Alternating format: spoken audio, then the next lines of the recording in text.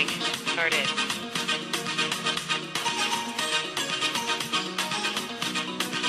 No, no, no, no.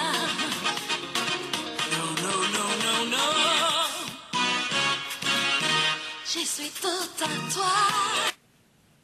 Voilà, vous l'avez parfaitement bien compris. Hein. Bienvenue donc à notre émission. Donc, j'ai Roger Show sur NRA Radio, comme je l'avais dit en début d'émission. Hein. Interview donc exclusive. Nous allons donc avoir le vice-président donc de l'UFDG, Monsieur Amadou Ouri Ba, qui est donc chargé de l'information et des relations extérieures. Il a donc quitté son pays il y a quelques semaines. Avec lui, nous allons certainement nous entretenir, puisqu'il y a des accusations graves portées contre lui par le chef d'État guinéen, le président Alpha Condé. Nous avons donc décidé d'avoir M. Baouri pour sa part de vérité. Hein. M. Baouri, bonjour, comment allez-vous? Je vais bien. Voilà, ok, d'accord. Bon, nous allons commencer très rapidement. Hein. Comme je l'avais dit tout à l'heure, vous êtes donc le vice-président chargé donc de l'information et des relations extérieures. Comment se porte actuellement votre parti? Le parti se porte bien. Voilà, vous avez dit bon, très bien, voilà. Mais on avait parlé un peu de bruit entre vous et puis M. Selou Dalen Diallo. Hein. De quoi s'agit-il? Qu'est-ce qui s'est réellement passé? Il y a des micro-coupures, ce qui fait que des fois, je ne vous entends pas. Ah, d'accord, ok. Une minute. Alors, est-ce que là, ça va mieux? Là, ça va mieux, oui. Ok, d'accord, voilà. Je disais tout à l'heure qu'on avait parlé certainement d'une petite brouille entre vous et M. Selou Dalen Diallo. Qu'est-ce qui se passe réellement à l'UFDG? Bon, je pense que vous savez, dans toute formation d'une dimension aussi importante que l'UFDG, il y a des moments où il faut s'asseoir, se parler, revoir le chemin parcouru, faire le bilan de ce qui a été bien ou mal fait, et essayer de tracer des perspectives pour une sortie qui nous permettrait d'améliorer nos performances, d'être plus efficaces pour aboutir à la fondation d'une véritable institution politique dont le pays a besoin et dont nous rêvons. Et c'est la raison pour laquelle, après pratiquement les derniers mois qui ont été tumultueux de campagne électorale, sur l'ensemble du territoire, de mobilisation massive avec tout ce que vous connaissez, parfois de violence, de mort et de dérapage, notamment du côté de la transition. Il a fallu tirer les leçons pour savoir, à partir de maintenant, sur quel pied danser pour que nous ne retombions pas sur les mêmes travers qui nous ont coûté la victoire au niveau des présidentielles. C'était une occasion de faire le point et de savoir que désormais, il faut que nous marchions de manière beaucoup plus résolue pour empêcher notamment que M. Alpha Condé impose une dictature en République de Guinée. Pour ça, il faut revoir nos méthodes, nos stratégies, renforcer la cohésion interne et ce sont ces questions qui ont été à l'ordre du jour de notre entretien. Bien entendu, ça a été interprété comme étant du bisbille, mais de toutes les façons, nous sommes une formation majeure, nous sommes des responsables qui ont à cœur d'assumer correctement leurs responsabilités, et lorsque l'intérêt du pays et l'intérêt de notre institution politique et le FDG est en jeu, il ne doit pas y avoir de concession ou de complaisance. Ce sont des aspects qui ont été abordés et nous en sommes sortis avec des résolutions et des recommandations pour éviter que l'adversaire ne parvienne à semer la désordre à l'intérieur de l'UFDG. Voilà à peu près les grandes lignes de l'entretien que nous avons eu. Est-ce que vous avez eu l'impression que le monsieur Selou Dalen Diallo vous a parfaitement compris et qu'il est certainement prêt à implémenter, si vous voulez, cette décision? Oui, non, c'est un travail commun de part et d'autre. Chacun doit améliorer ses méthodes et puis nous impliquer davantage pour une meilleure concertation, une meilleure communication interne, une meilleure implication des hommes et des femmes qui sont au niveau de l'UFDG, pour qu'au-delà de nous, que le parti soit vivant, le parti soit un parti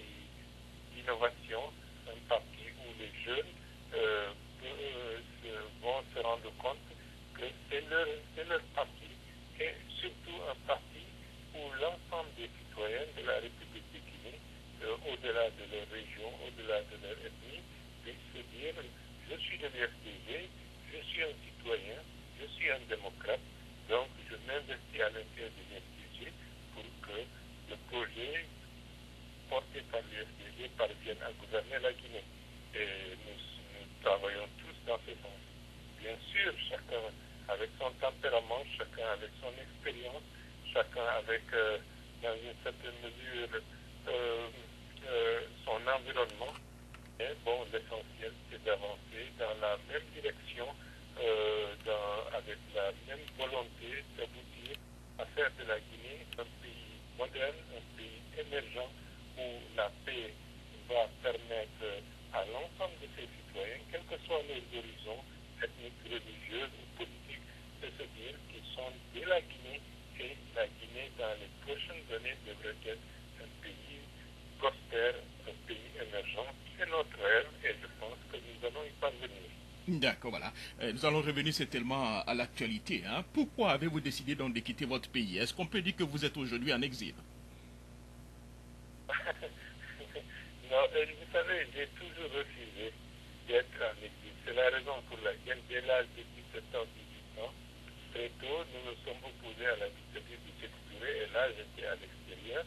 Et en 84, avec l'arrivée des militaires du PMRN, avec le colonel Conté comme président de la République, nous nous sommes dit, notamment personnellement, je suis rentré en Guinée pour contribuer à ma façon à faire en sorte que le climat politique, le paysage politique puisse évoluer. Et nous avons modestement contribué à cela avec la création des organisations guinéennes des droits de l'homme, avec les mouvements estudiantins qui ont été les précurseurs d'une forme de lutte pour la démocratisation au début des années 80. Monsieur Ba, on nous signale qu'on vous entend un peu faiblement. Hein. Oui, je disais, le chemin a été long, semé d'embûches, mais dans ce combat, nous avions avec nous M. Alpha Condé, qui était aussi de la partie, bien sûr, qui était dans une petite mouvance. Donc, aujourd'hui, 30 ans après, par une décision, ou beaucoup plus par une agression, puisque je peux m'exprimer ainsi, par une agression des éléments proches de M. Alpha Condé, qui se sont attaqués à mon dès le lendemain du 19, et avec des hommes en civil, près d'une vingtaine, ont investi mon domicile. Heureusement, par la grâce de Dieu, 5 minutes auparavant, ils avaient envoyé un éclaireur qui m'a et j'ai vu cet éclaireur discuter avec le gardien de mon domicile. Ça a fait et je suis sorti pour savoir de quoi il s'agissait. Il m'a dit que le monsieur a rendez-vous avec moi. Il repart pour amener un de ses amis. Comme je savais que c'était un mensonge, je me suis dit, vaut mieux m'éloigner pour savoir de quoi il s'agissait. Et c'est ça qui m'a sauvé. Sinon, les vingtaines de gardes qui étaient envoyés par M. Alpha Condé pour m'agresser, s'il m'avait trouvé là-bas, je crois qu'on aurait pu parler de Baouri aujourd'hui, il serait sous terre. Bon, c'est l'une des raisons qui a poussé à ce que je m'éloigne, puisque j'ai su que ma sécurité n'était plus assurée. Je suis resté une dizaine de jours à Conakry même, bien caché quelque part, et c'est après que j'ai pu réussir à m'exfiltrer. Bon, aujourd'hui, ce n'est plus comme hier. Je ne suis pas à Conakry, mais je suis en contact avec Conakry. Et je n'entends pas du tout être en exil, et je n'entends pas du tout rester trop longtemps à l'extérieur. Par la grâce de Dieu, avec la bénédiction de nos pères, je pense que dans les prochaines semaines, je serai à Conakry. D'accord. Voilà la question. Bon, je sais qu'on a déjà la réponse, mais je vais quand même vous la poser. Est-ce que vous êtes impliqué dans la tentative d'assassinat contre le chef de l'État et pourquoi il vous accuse aussi de façon publique? Bon, si je comprends bien, je crois que M. Alpha Condé m'avait ciblé avant l'agression dont il dit être l'objet. Et c'est la raison pour laquelle, moins de 3 heures après les événements nocturnes du lundi au mardi 19, ces hommes se sont présentés à mon domicile. Ça veut dire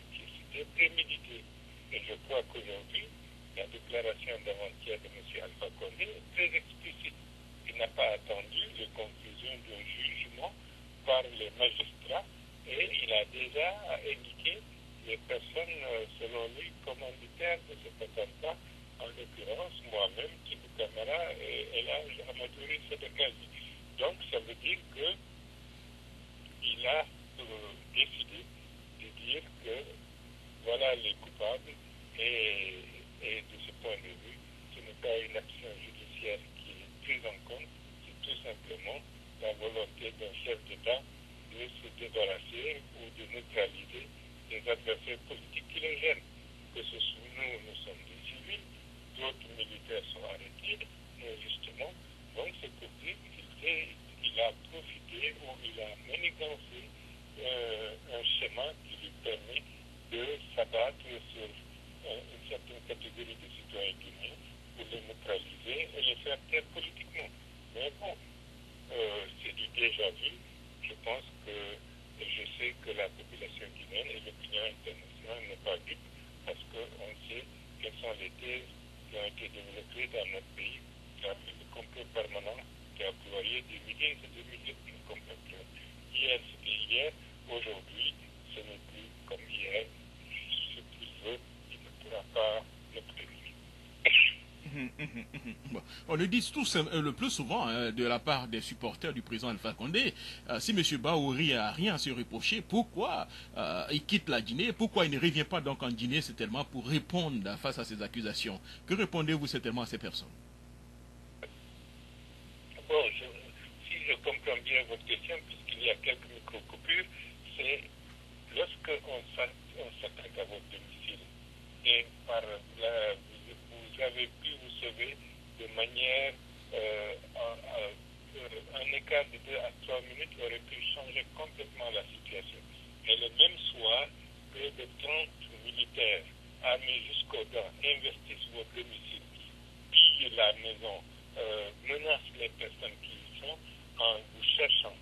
Vos amis, des voisins sont arrêtés, incarcérés et déférés au niveau de la Sûreté nationale actuellement, tout simplement pour dire où est Bahouri, on doit réfléchir pour savoir qu'on ne doit pas se jeter dans la gueule du loup avec une justice qui est une justice expéditive.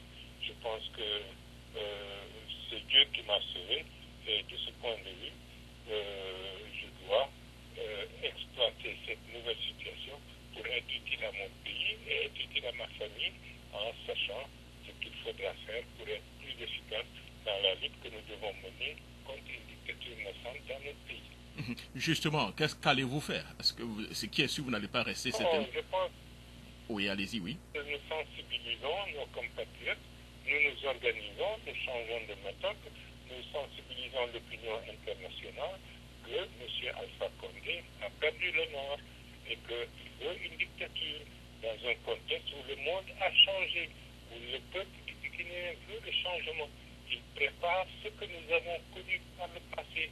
Il divise les Guinéens entre eux. Il dresse des barrières de méfiance et des barrières de violence entre des communautés qui ont toujours vécu ensemble malgré les difficultés. Il piétine la Constitution. Il organise un processus électoral qui, à terme, créera une confusion dont on ne saura pas comment s'en sortir de manière visible. Donc, sachant cela, notre responsabilité politique et notre responsabilité en tant que citoyen nous impose de nous lever, de nous opposer à cette machine, à cette mécanique politique qui sera destructrice des fondements de la République. Ça, c'est une obligation de tout citoyen de s'opposer à tout ce qui peut mener son pays dans la désolation et dans le désordre. Et M. Alpha Condé est en train de mener une politique qui, à terme, si Dieu n'aide pas les Guinéens et les Guinéens ne s'aident pas eux-mêmes, à terme, ce sera la désolation et la guerre, parce que ce sera inévitable. Lorsqu'on veut exclure une partie d'une communauté nationale, lorsqu'on veut fauger tous les droits et les autres absolument rien du tout, lorsqu'on ne respecte pas les fondements de la République, sa constitution principalement, et on ignore le passé, on ignore l'expérience collective, il ne faut pas s'étonner voulait que s'il y ait le revers de la médaille, il y aura des retours de bâton et les populations guinéennes aujourd'hui n'accepteront pas de vivre dans une nouvelle dictature.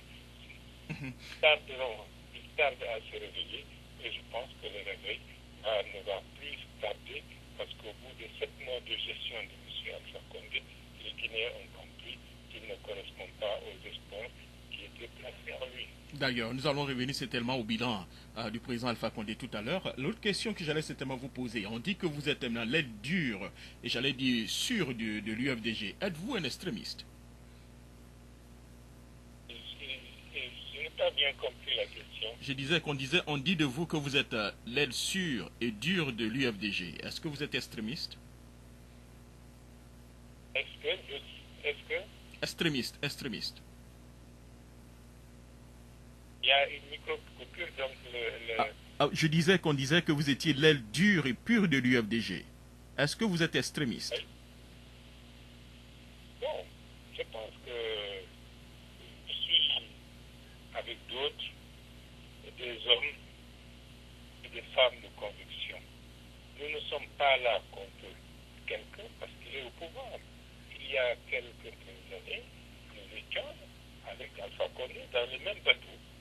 Nous sommes, et avec les membres du RPG, côte à côte, parce qu'on affrontait une forme de dictature avec, comme le général Lansana Conté au pouvoir.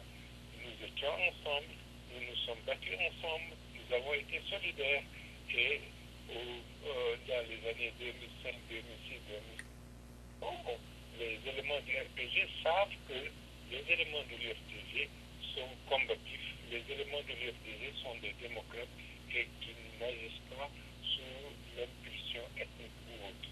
Donc aujourd'hui, si M. Alpha Condé va à l'encontre des valeurs que nous avions défendues ensemble au moment du Forum national, au moment des forces vives, je pense qu'il ne doit pas se dire que nous sommes là contre lui. Nous sommes pour un projet démocratique, nous sommes pour un projet républicain, et tout ce qui va à l'encontre de ce projet mérite d'être combattu politiquement. Et je souhaite que Dieu me donne, avec mes compagnons, l'intelligence, la force et la détermination pour être à la hauteur des espoirs que le peuple place au niveau de certaines valeurs que nous sommes en train de défendre et de nous battre pour.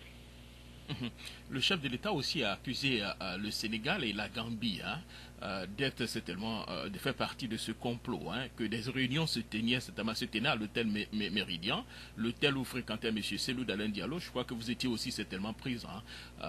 Est-ce que vous avez un commentaire par rapport à ça? Non, je ne veux pas rentrer dans le jeu de M. Alpha Condé. M. Alpha Condé est en train de mener un jeu très, comme dirait l'autre, machiavélique. Vous savez, pour combattre des adversaires, il ne faut pas les combattre tous à la fois. Il faut aller étape par étape, se débarrasser de ceux qu'on considère comme étant les éléments durs ou les éléments sûrs ou les éléments, disons, que certains qualifient d'extrémistes. Lorsqu'on fera taire cela, on va s'attaquer aux autres. C'est comme les Horaces et les Curiaces. Lorsque aller frontalement attaquer tout le monde, ça va être pénible.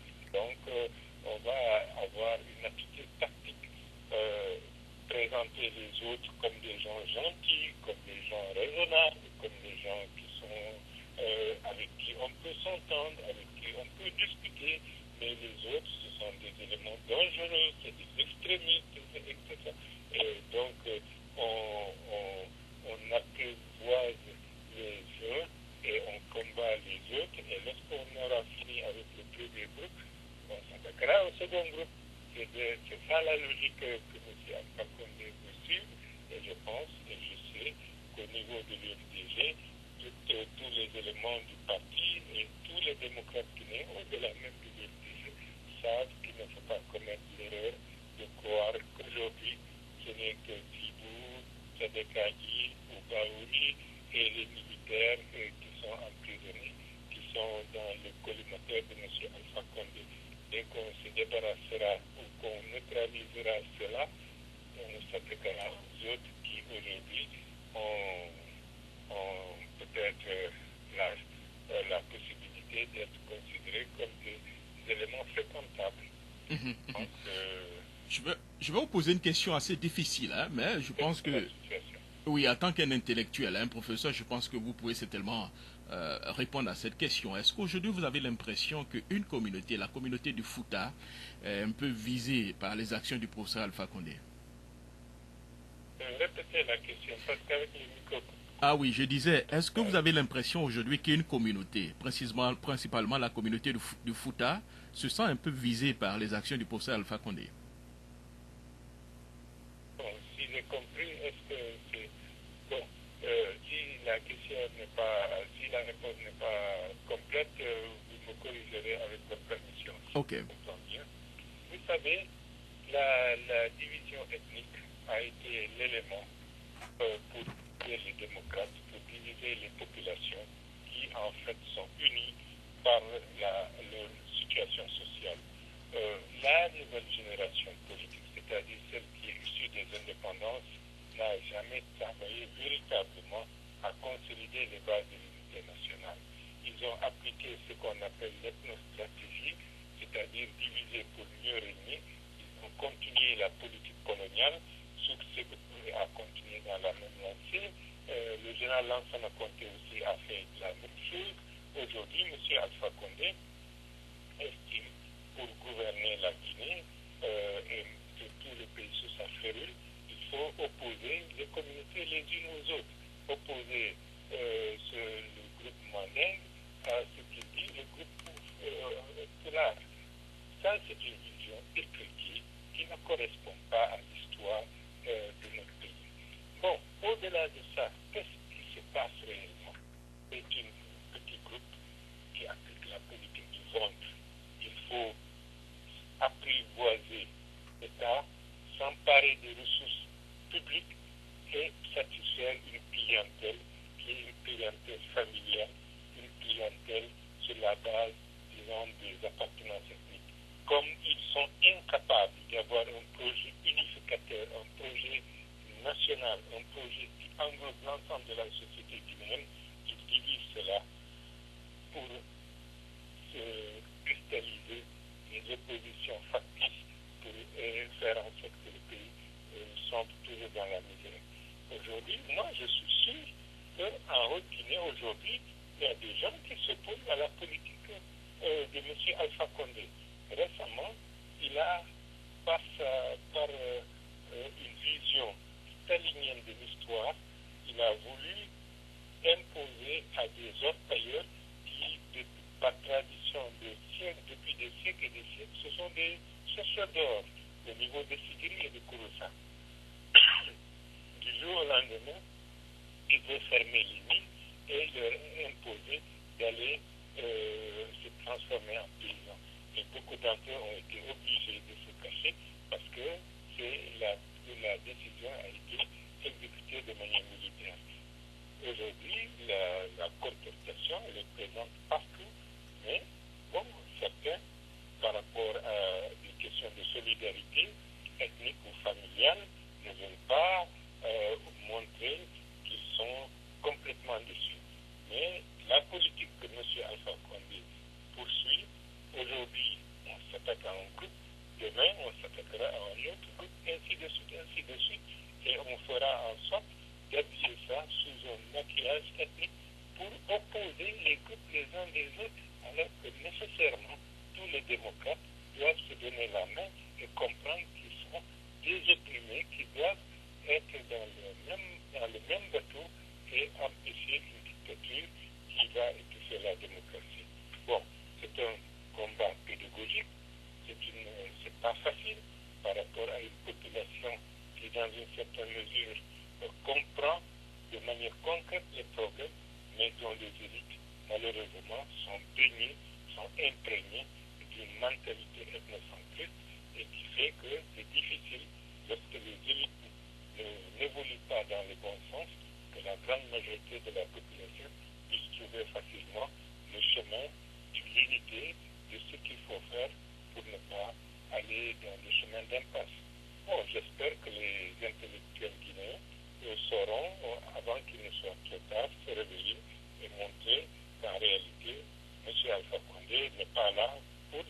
ici. Il n'est pas là pour les sous-sous, il n'est pas là pour les peuples ou pour les forestiers, il est là simplement pour une caste qui veut piller le pays en opposant les uns aux autres. Et en fin de compte, tout le monde y sera perdant. Monsieur Baour, je vais vous poser une question. On disait que vous étiez de ceux qui avaient refusé certainement l'organisation du deuxième tour parce que vous avez pensé que les conditions n'étaient pas réunies. Est-ce qu'aujourd'hui vous avez des regrets, le fait d'avoir accepté la victoire du professeur Alpha Condé dans des conditions aussi difficiles? Non, je comprends que ça a été très difficile parce que j'avais compris avec d'autres que la transition n'allait pas nous permettre de sortir d'une décennie de crise politique.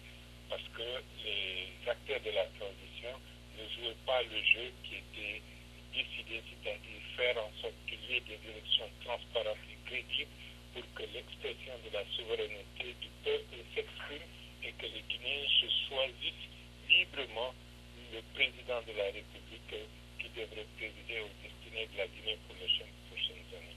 J'avais vu que ça n'allait pas dans le bon sens, mais je n'étais pas le candidat.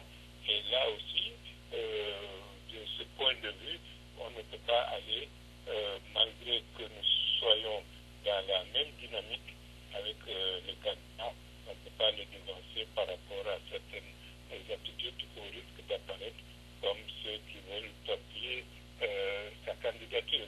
Bon, nous assumons collectivement les faiblesses et les succès de ce qui a été fait, mais ça fait partie de l'expérience qu'il fallait avoir pour ne pas répéter demain les mêmes travers et les mêmes erreurs qui nous ont coûté la présidence de la République. Aujourd'hui, vous avez dit aussi que le président Alpha Condé apparaît comme un dictateur, c'est un dictateur caché qui apparaît en grande puissance. Hein.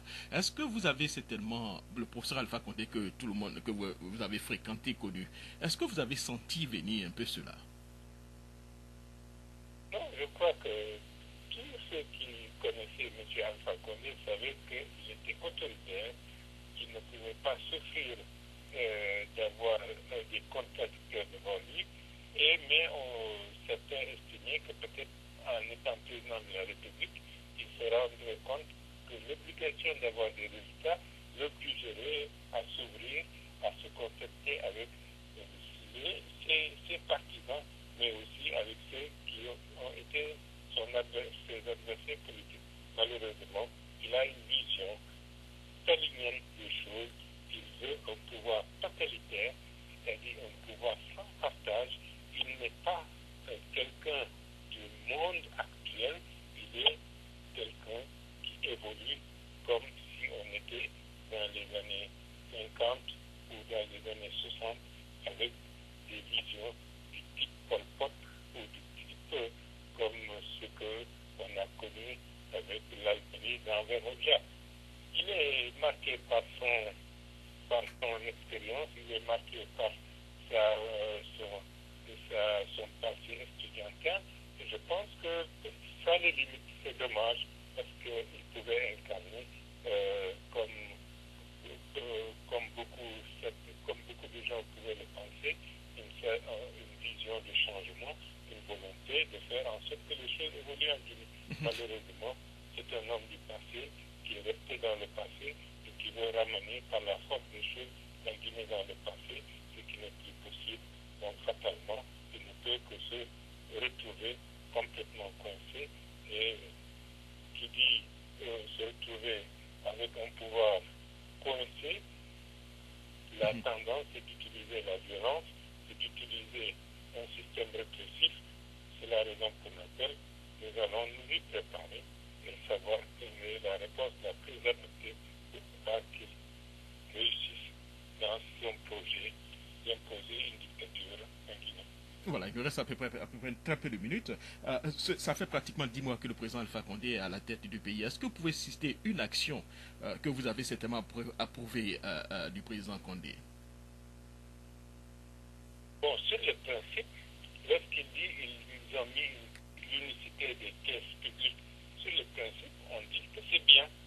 On est d'accord. Mais le fait de le dire et le faire, il y a un monde entre les deux choses. comme il dit qu'ils ont fait une caisse unique, c'est-à-dire toutes les recettes de l'État doivent être versées dans un compte unique au niveau du trésor public, le principe est bon, il est excellent. Mais qu'est-ce qu'il a fait? Par exemple, les 700 millions de dollars que Rio Tinto lui a octroyés dans le cadre d'une convention ou d'un contrat qui est tout à fait opaque, on ne voit pas les traces de ces 700 millions de dollars sur les comptes publics du pays. Ce qui veut dire que le principe de l'unicité de la caisse n'a pas été respecté. Donc c'est pour vous dire, je voudrais bien trouver quelque chose de bien qu'il ait pu faire, mais malheureusement, à chaque fois qu'on énumère, on égrène les décisions de ces 10 derniers mois, on se rend compte qu'il n'y a pas de vision allant dans le sens de faire en sorte que la Guinée puisse avancer. Tout au contraire, c'est l'opacité, c'est marqué, il y a une volonté, dans une certaine mesure, de s'accaparer des ressources publiques ou d'exclure une partie de la population, mais en aucune manière une volonté de résoudre de manière pérenne les difficultés des Guinéens sans distinction de région ou d'ethnie. C'est dommage, ça fait partie de l'histoire, ça fait partie de l'expérience que les Guinéens sont en train de vivre et ils vont très rapidement savoir comment s'en débarrasser. Monsieur Baouri, nous allons prendre seulement 2 questions seulement des auditeurs. S'il vous plaît, soyez seulement très laconique. Hein, voilà.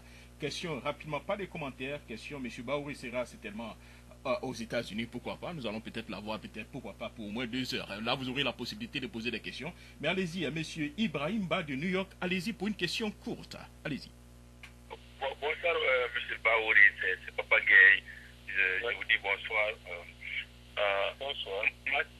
Ma question est de savoir, comme ce que disait l'autre, en politique, on ne tue pas, on élimine un obstacle. Ne pensez-vous pas que vous constituez un obstacle à l'installation de cette dictature d'Alpha Condé? C'est pour cela qu'il a préféré passer par cette méthode-là pour pouvoir vous éliminer. Peut-être parce que ce qu'il aurait souhaité sûr, c'était de vous éliminer physiquement, mais il a raté de justesse. Merci. Je pense que, vous savez, il a une vision, il a une démarche violente dans tout ce qu'il fait. Donc, je pense bien qu'il a considéré que je suis l'un des hommes, peut-être pas le seul, l'un des hommes qui l'empêche de réaliser sa politique et sa vision d'imposer une dictature. Donc, il faut voir comment s'en débarrasser ou comment me neutraliser. Mais malheureusement pour lui, ça n'a pas marché. Et là, je continue et chaque jour, je remercie Dieu de m'avoir permis de me tirer d'affaire dans des situations extrêmement difficiles. Et je ne peux ne pas m'empêcher de penser à ceux qui sont encore emprisonnés, qui sont torturés, qui sont battus, qui sont blessés, qui sont en train de croupir dans les geôles de la Sûreté nationale.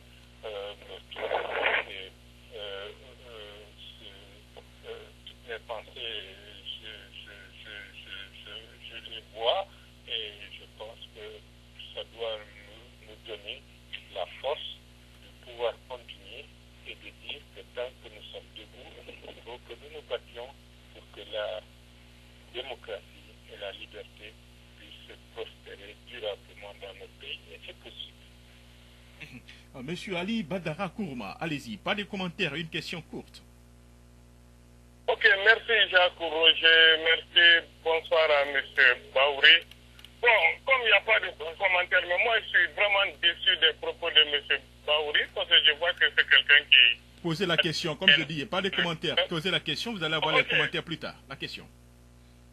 Ok, ma question est que, M. Baouri, vous savez, vous avez beaucoup de militants en Guinée qui sont prêts à mourir à cause de vous, parce que vous êtes l'aile dure de l'UFDG. Votre place est en Guinée, à Conakry.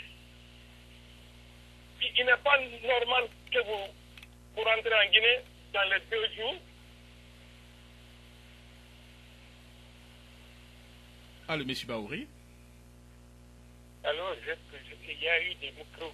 Ah ouais, il disait que vous êtes beaucoup de personnes, beaucoup de vos militants comptent sur vous et ils aimeraient certainement vous voir en Guinée. Hein. Est-ce que vous ne pensez pas que votre place se trouve actuellement en Guinée, que c'est tellement hors de la Guinée? Non, je n'ai pas choisi d'être hors de la Guinée.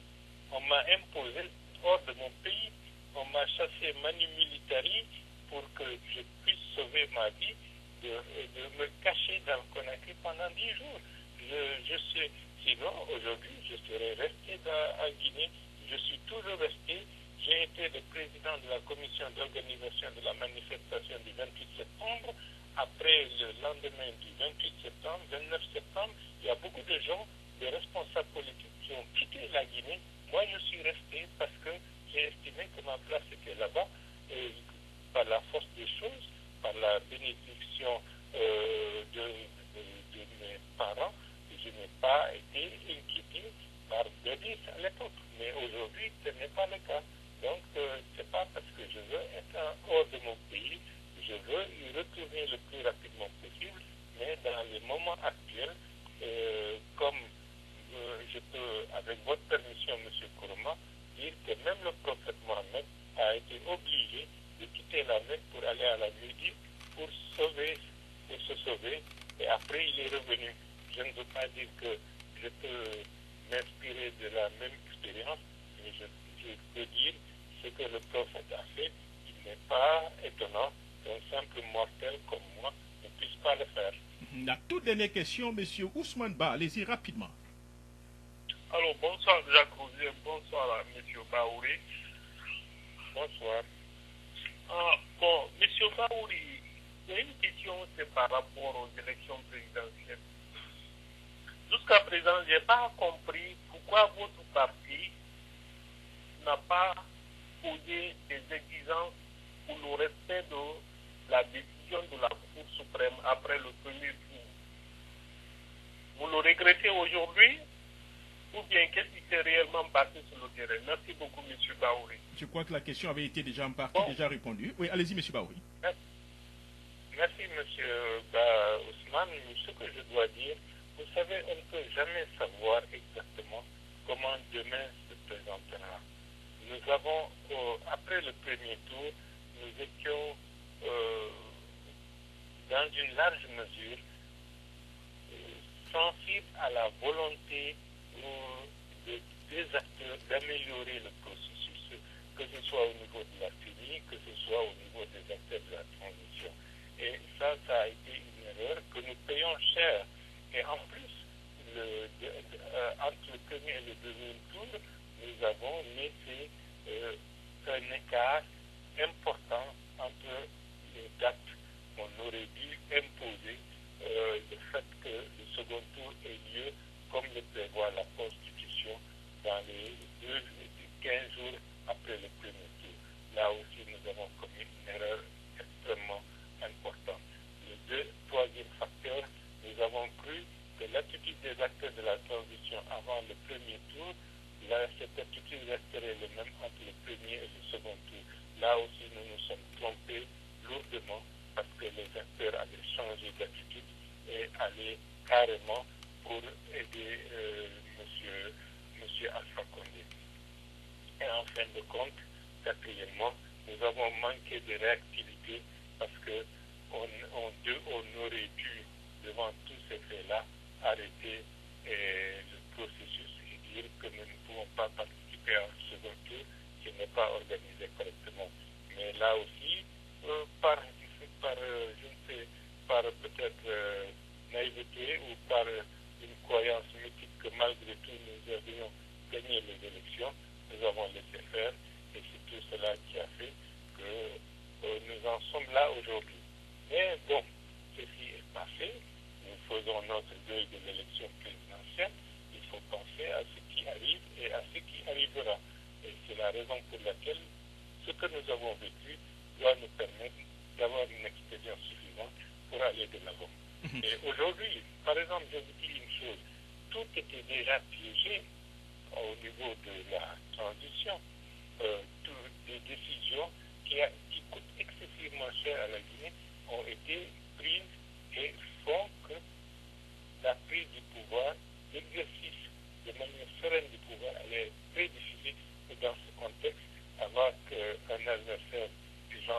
Alpha Condé, qui avait déjà un schéma de faire en sorte que la Guinée soit la réplique du syndrome kenyan.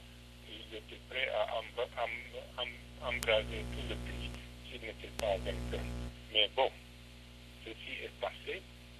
Tirons les leçons, ne regrettons rien. Ça nous a permis de mieux savoir ce qu'il ne faut plus faire. Avançons et la prochaine fois, ce sera, disons, la bonne action qui nous permettra de gagner. Ça, j'en suis convaincu. Encore une fois, merci beaucoup, Monsieur Bahouri. Hein, voilà, on vous annonce aux États-Unis pour d'ici peu de temps. Est-ce que c'est vraiment confirmé? Non, je serai avec vous dans peu de temps, par la grâce de Dieu. Voilà, comme ça, nous aurons la possibilité certainement d'avoir un long débat et puis permettre certainement aux éditeurs de vous poser beaucoup plus de questions. Je vais vous laisser partir avec votre mot d'espoir. Merci à vous tous et merci à tous les auditeurs de votre radio. Merci beaucoup, hein, M. Bahouri. Voilà. Vous avez compris, vous étiez donc à M. Bahouri depuis donc bon voilà, je ne sais pas où il est, mais depuis voilà son guillemets, hein, depuis voilà l'endroit où il est, il nous a répondu donc sans faux fuyant à vos questions. Nous allons vous permettre certainement de revenir, de commenter, de commenter donc la prestation de M. Avec beaucoup de courage, en qualifiant le préfet représentant de la France Afrique en Guinée-Conakry, qui n'a pas été élu par le peuple guinéen.